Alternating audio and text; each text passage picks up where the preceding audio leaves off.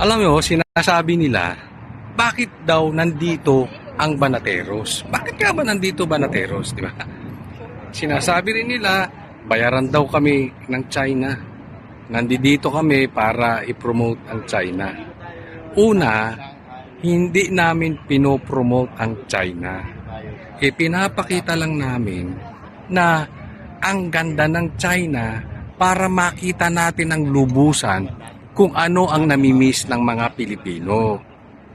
Dahil ninanakawan tayo ng lintik na mga congressman, mga senador at ng Malacanang.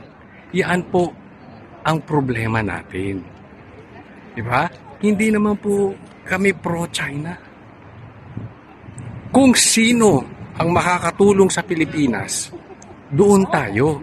Ba sasabihin, ayaw nila sa China. Ay anong gusto nila? Amerika, pro-Amerika, tuta ng kano, pinapasok yung EDCA.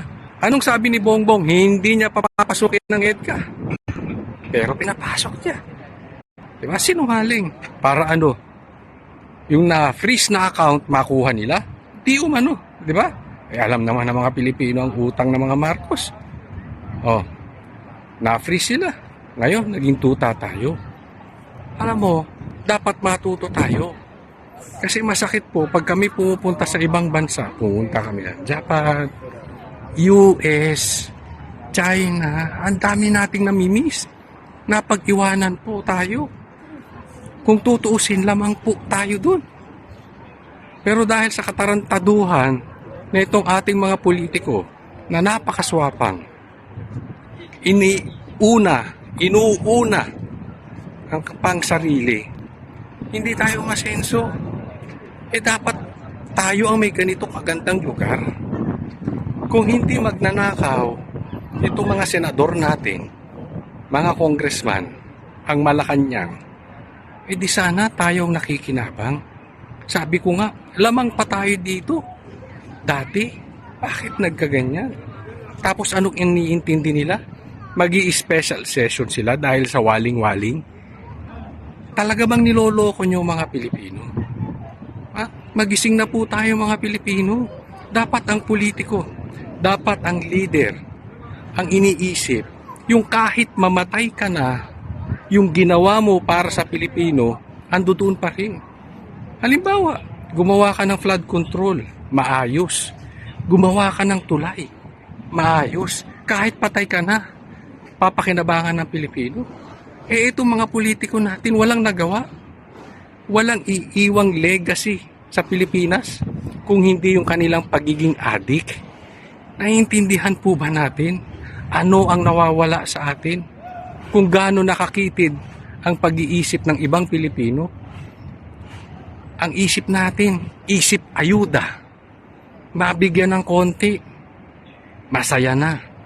Huwag po, lawakan po natin ang ating pag-iisip. Diba? Hindi po tayo dapat ang empleyado sa ibang bansa.